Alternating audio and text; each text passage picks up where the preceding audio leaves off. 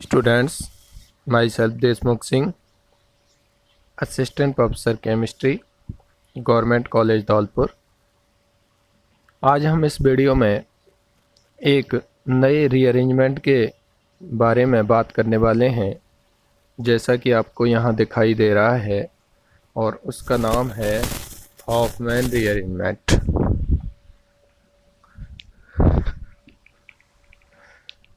ये rearrangement carbon two electron deficient nitrogen या carbon to nitrogen migration का एक एग्जाम्पल है।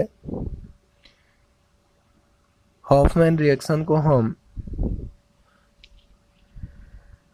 लास्ट क्लासों में भी देखते हैं। ये जब हम इस रीअरेंजमेंट में रिएक्टेंट की बात करते हैं तो रिएक्टेंट के रूप में हम कोई एमाइड काम में लेते हैं,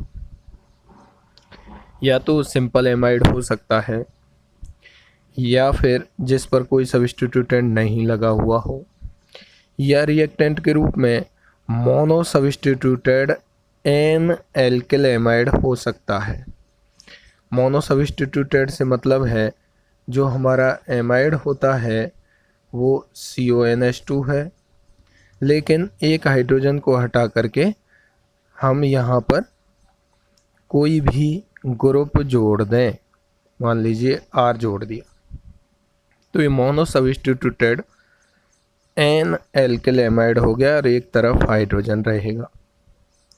ये भी रिएक्टेंट हो सकता है। दूसरा, यदि हम बात करें तो एन हेलो एमाइड भी यहाँ रिएक्टेंट के रूप में काम में लिया जा सकता है।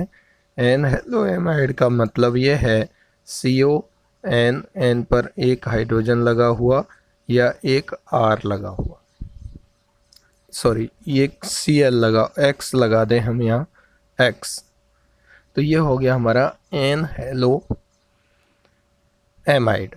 ये भी रिएक्टेंट हो सकता है, या हम यहाँ पर X की जगह R लगा दें तो ये एन एल्किल एमाइड हो सकता है, या हम नाइट्रोजन पर दोनों हाइड्रोजन्स लगा देते हैं तो ये सिंपल एमाइड हो सकता है। इस प्रकार इस रीअरेंजमेंट में रिएक्टेंट के रूप में 3 तरीके के कंपाउंड हम यूज में ले सकते हैं, या तो वो हो सकता है सिंपल एमाइड, या वो हो सकता है एन एल्किल एमाइड, या वो हो सकता है एन हेलो एमाइड। जब इन तीनों तरीके के रिएक्टेंट्स में से कोई भी रिएक्टेंट ब्रोमीन के साथ, किसके साथ, ब्रोमीन के साथ सोडियम हाइड्रोक्साइड की प्रेजेंस में, with solution of bromine presence of sodium hydroxide, that means strong base हो सकता है, कोई पोटेशियम हाइड्रोक्साइड हो, तो हमारा प्रोडक्ट के रूप में प्राइमरी एमीन ऑब्टेन होता है। तो जनरल सिंपल वर्ड्स में हम ये कह सकते हैं कि ये रीअरेंजमेंट में एमाइड को हम एमीन में कन्वर्ट करते हैं, लेकिन जो एमाइड हम यूज में ले रहे हैं उस एमाइड, या तो ऐसा एमाइड हो जिसमें नाइट्रोजन के पास कोई सब्स्टिट्यूटेंट नहीं हो, या फिर ऐसा एमाइड हो जिसमें नाइट्रोजन मोनो सब्स्टिट्यूटेड हो, या तो वो मोनो सब्स्टिट्यूटेड के रूप में एल्किल हो सकता है, एल्किल ना हो सके कोई हैलोजन हो सकता है। और जब हम उसको ब्रोमीन के साथ किसी स्ट्रॉन्ग बेस की प्रेजेंस में ट्रीट करते हैं तो हमारा प्रोडक्ट के रूप में एमीन ऑब्टेन होता है।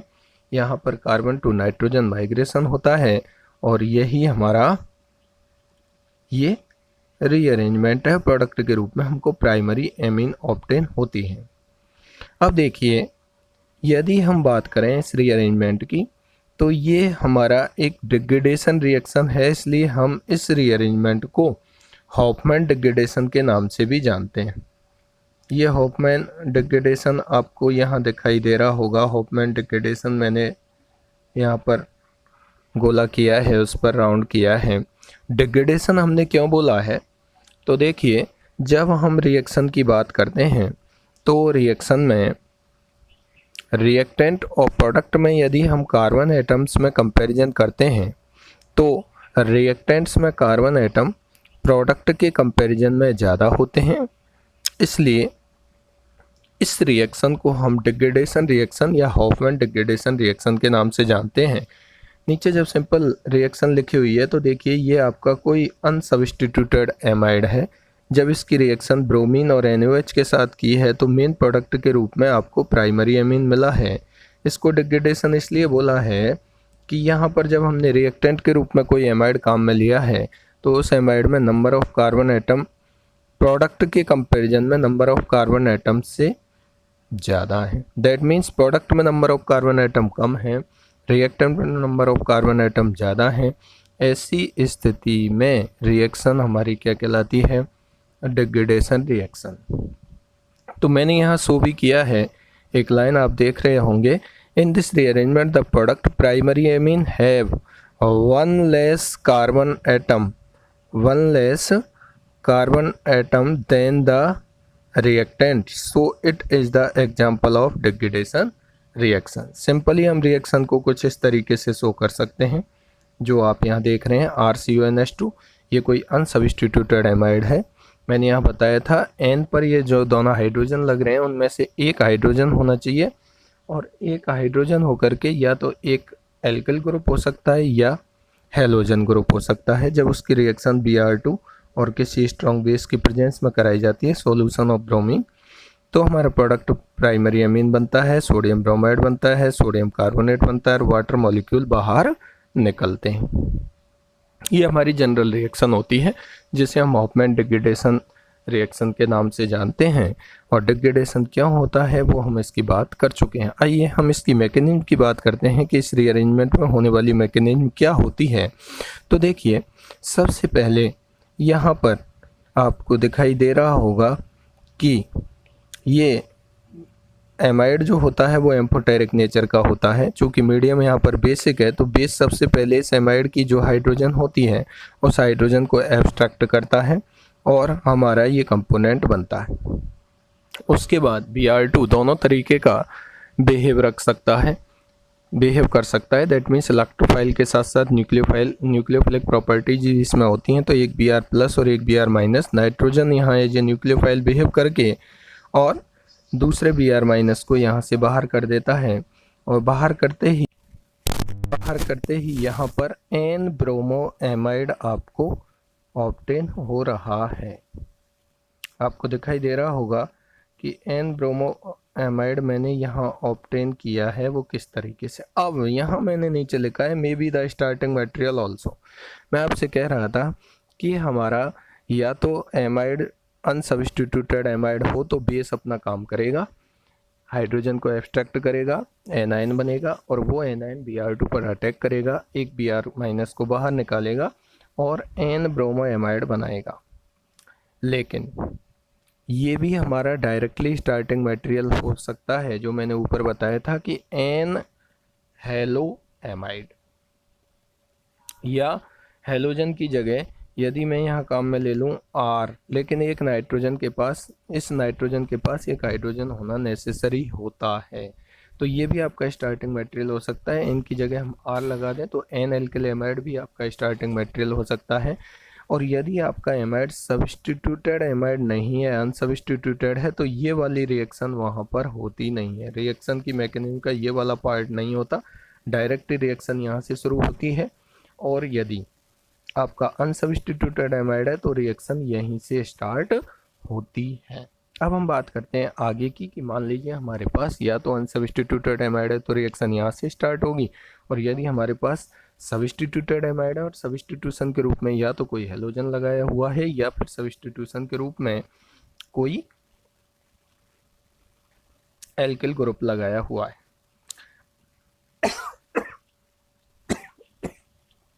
आगे जब हम बात करते हैं तो यहाँ पर आप देख रहे होंगे कि बेसिक मीडियम में ये हाइड्रोजन दोबारा से एब्स्ट्रैक्ट हो जाती है नाइट्रोजन की, और हाइड्रोजन एब्स्ट्रैक्ट होने के बाद आपको एनाइन ऑब्टेन होता है, A9 of N bromo amide.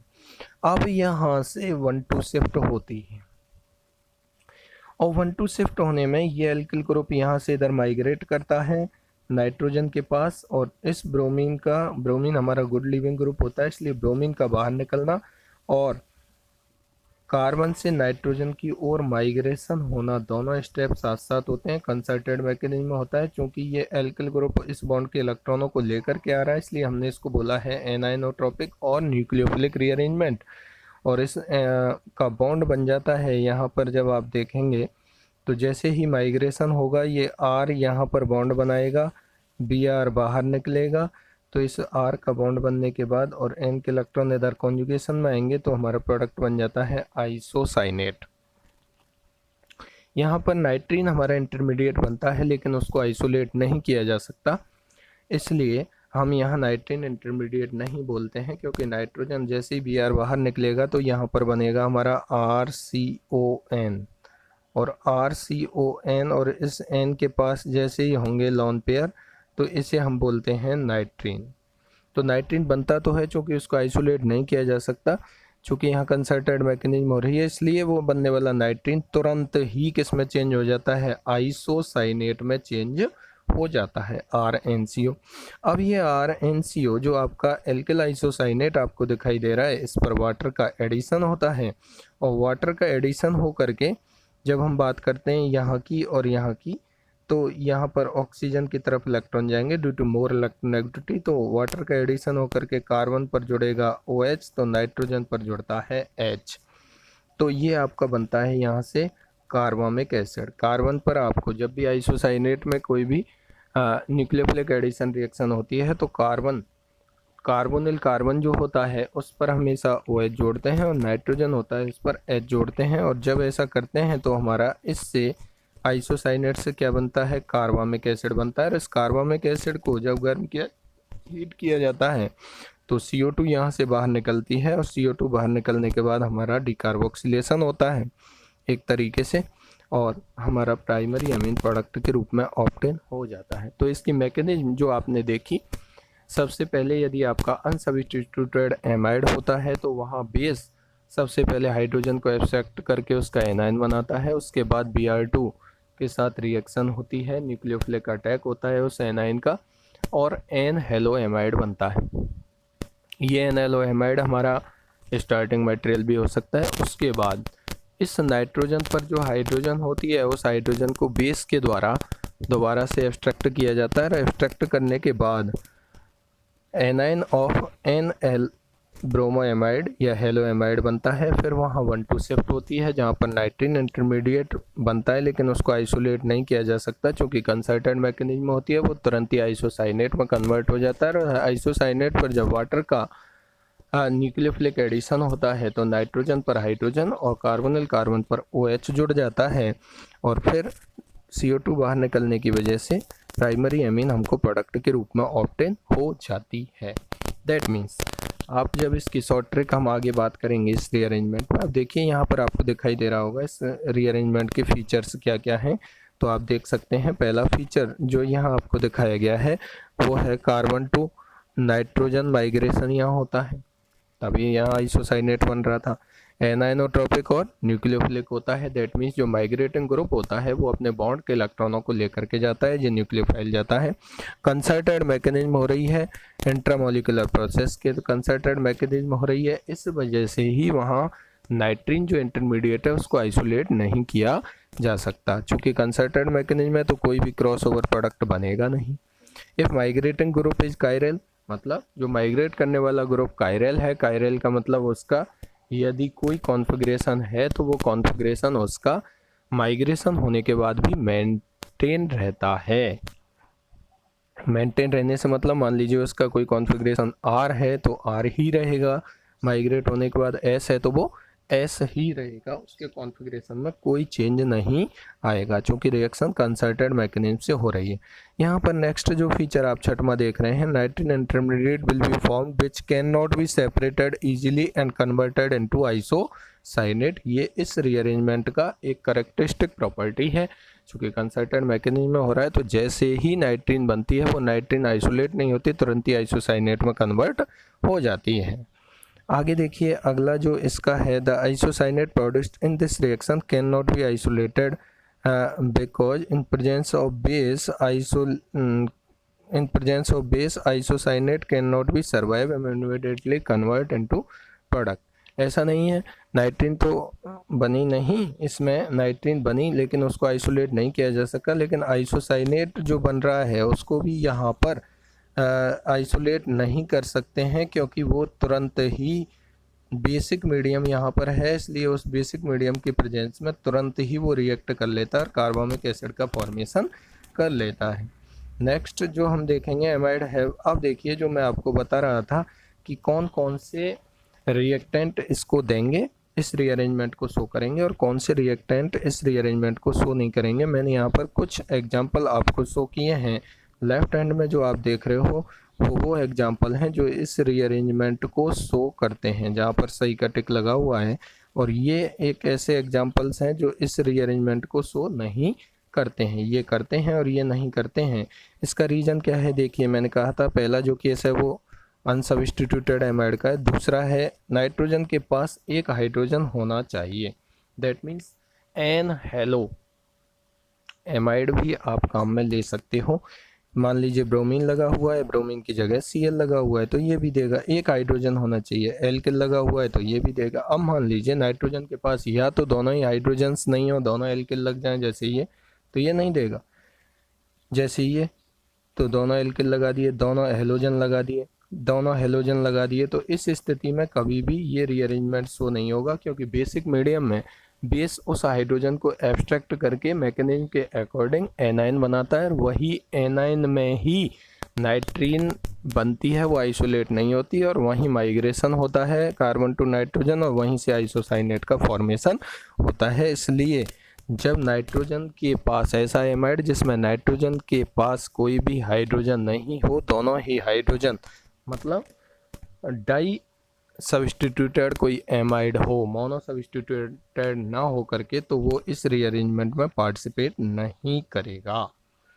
और यदि मोनो सब्स्टिट्यूटेड है या अनसब्स्टिट्यूटेड एमाइड है तो वो इस रीअरेंजमेंट में पार्टिसिपेट करता है।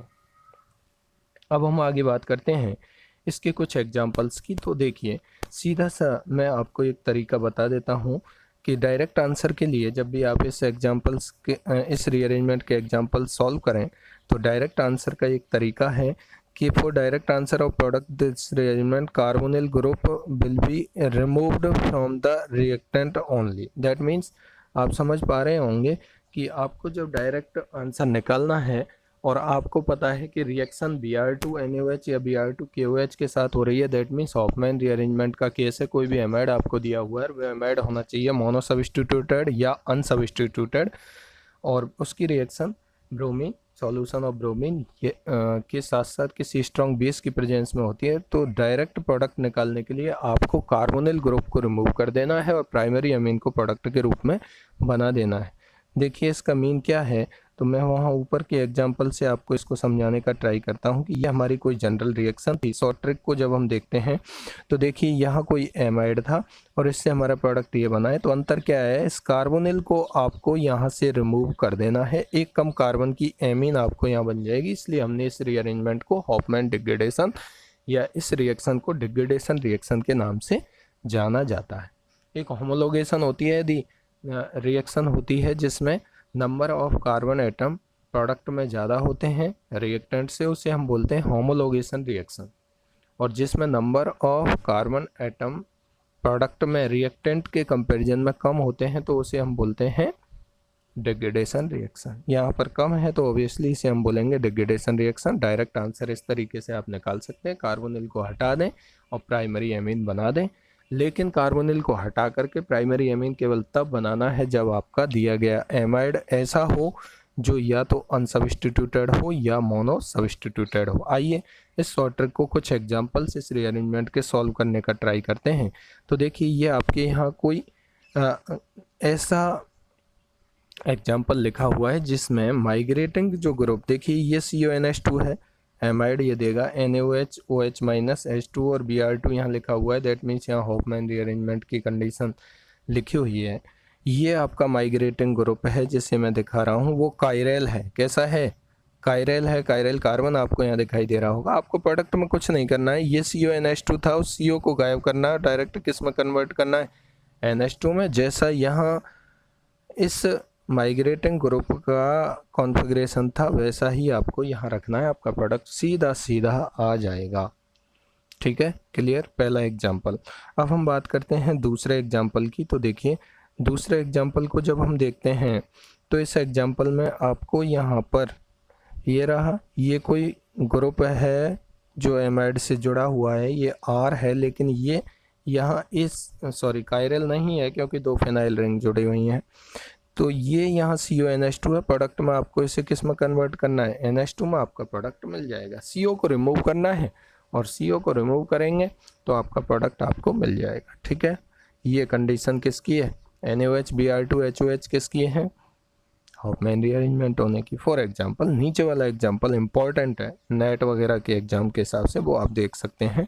देखिए यहाँ पर साइक्लिक CONH यहाँ पर प्रेजेंट है तो हम उसे बोलते हैं लैक्टोन। यदि एस्टर लिंकेज हो तो लैक्टोन बोलते हैं, और यदि एमाइड लिंकेज हो साइक्लिक रिंग में तो हम उसे बोलते हैं लैक्टम। अब देखिए यहाँ पर आपको ये एमाइड दिखाई दे रहा है। अगर आप देखेंगे कोई साइक्लिक ये रिंग है जिसमें 5 कार्बन एटम है और यहाँ पर हॉफमैन रीअरेंजमेंट हो रहा है, प्रोडक्ट सीधा सीधा बनाएंगे, इसको NH2 में कन्वर्ट कर देंगे, प्रोडक्ट बन गया। अब उसके बाद यहाँ पर देखेंगे तो इंट्रामोलिकुलर रिएक्शन होने की पॉसिबिलिटी है। इस NH2 और COOH में ऑक्सीजन यहाँ अटैक करेगा नाइट्रोजन पर, और नाइट्रोजन पर अटैक करेगा, ऑक्सीजन से पॉजिटिव आ जाएगा, हाइड्रोजन बाहर निकलेगा। इस तरीके से रिएक्शन होगी और आपका साइक्लिक प्रोडक्ट बनेगा ये। और यहाँ आप देख पा रहे हैं कि इस प्रोडक्ट में क्या बन रहा है, CONH लिंकेज आ रही है, इंट्रामोलिकुलर साइक्लाइजेशन हो रहा है। वाटर मॉलिक्यूल आप बाहर निकाल देंगे यहाँ से, और जैसे ही आप वाटर मॉलिक्यूल बाहर निकालेंगे, कैसे निकला है वो आप देख सकते हैं। यहाँ से मैंने आपको दिखाया है वाटर मॉलिक्यूल का बाहर निकलना, कि यहाँ H और यहाँ से OH जब आपने बाहर निकाला है, इसका H और इसका OH, ये वाटर बाहर निकला है, तो ये CO और ये NH यहाँ रह गया है, तो ये आपकी हो गई लैक्टम। ठीक है, साइक्लिक एमाइड ये आपका बन चुका है। प्रोडक्ट यहाँ से यहाँ तक का केस आपका किसका था, हॉफमैन रीअरेंजमेंट का केस था। आगे इंट्रामोलिकुलर रिएक्शन होकर के साइक्लिक प्रोडक्ट बना है। नीचे ये तो इसका सिस आइसोमर है। सिस आइसोमर हमने इसलिए बोला है कि CONH2 और COOH दोनों ही ग्रुप यहाँ पर हम देखें तो वन साइडेड हैं। यहाँ पर COOH और CONH2 डिफरेंट साइड हैं, तो हमने इसको बोला है ट्रांस आइसोमर। जैसे ही आगे यहाँ पर रिएक्शन होती है हॉफमैन रीअरेंजमेंट, तो प्रोडक्ट तो ये बन जाएगा। CONH2 किस में चेंज हो जाएगा, CO को बाहर कर देंगे, NH2 में चेंज हो जाएगा। किस में चेंज हो जाएगा, NH2 में। ठीक है, लेकिन यहाँ पर NH2 और जो COOH हैं वो एक दूसरे के कैसे हैं, ट्रांस स्थिति में हैं, एक दूसरे से 180 डिग्री पर हैं, इसलिए यहाँ पर साइक्लाइजेशन नहीं होगा, इंट्रामोलिकुलर रिएक्शन नहीं होगी। इसलिए आगे मैंने दिखाया कि यहाँ लैक्टम का फॉर्मेशन नहीं होगा। कभी भी रिंग का फॉर्मेशन या इंट्रामोलिकुलर रिएक्शन तभी होती है जब वो एनर्जेटिकली फेवरेबल हो। ट्रांस कंडीशन में चूंकि वो एनर्जेटिकली फेवरेबल नहीं है, इसलिए वहाँ पर रिएक्शन ऑपरेट नहीं होती है। ठीक है, सिस में हो रही है। अब देखिए नीचे वाला एग्जाम्पल जब आप देख रहे हैं तो नीचे वाले एग्जाम्पल में आप देखेंगे यहाँ पर आपको CONH2 दिया हुआ है। डायरेक्ट आपको इसको किस में चेंज कर देना है, NH2 में, CO को बाहर निकाल देना है। देखिए यहाँ पर KOH Br2 और HOH हॉफमैन रीअरेंजमेंट है। अनसब्स्टिट्यूटेड एमाइड दिया हुआ है और बेस दिया हुआ है, ब्रोमीन सॉल्यूशन, वाटर दिया हुआ है, तो आपको सीधा सीधा आंसर निकालना है। CONH2 को किस में चेंज करना है, NH2 में। ठीक है, नेक्स्ट एग्जाम्पल देखेंगे आप। ये आपको कोई फिर से एमाइड दिया हुआ है, वो अनसब्स्टिट्यूटेड है, और यहाँ से आप डायरेक्टली इसको NH2 में चेंज कर देंगे। यहाँ पर कुछ भी लगा हुआ हो इससे हमें कोई मतलब नहीं रहता। इस तरीके से आप इस रीअरेंजमेंट के डिफरेंट एग्जाम्पल को शॉर्ट ट्रिक की सहायता से, मैकेनिज्म की सहायता से सॉल्व कर सकते हैं। बस आपको ध्यान ये रखना है कि जो भी रिएक्टेंट के रूप में एमाइड यूज में लिया गया है वो एमाइड या तो अनसब्स्टिट्यूटेड हो या मोनोसब्स्टिट्यूटेड हो, और उसकी रिएक्शन ब्रोमीन के साथ किसी स्ट्रॉन्ग बेस की प्रेजेंस में कराई गई हो, तो आपको प्रोडक्ट के रूप में उस एमाइड को जो मोनो सब्स्टिट्यूटेड है या अनसब्स्टिट्यूटेड है उसके CO को गायब करना है, कार्बोनिल ग्रुप को रिमूव करना है और डायरेक्ट आंसर निकाल देना है। एक कम कार्बन की एमीन आपको बना देनी है, इसलिए मैंने यहाँ पर ये शॉर्ट ट्रिक लिखी। Okay, thank you.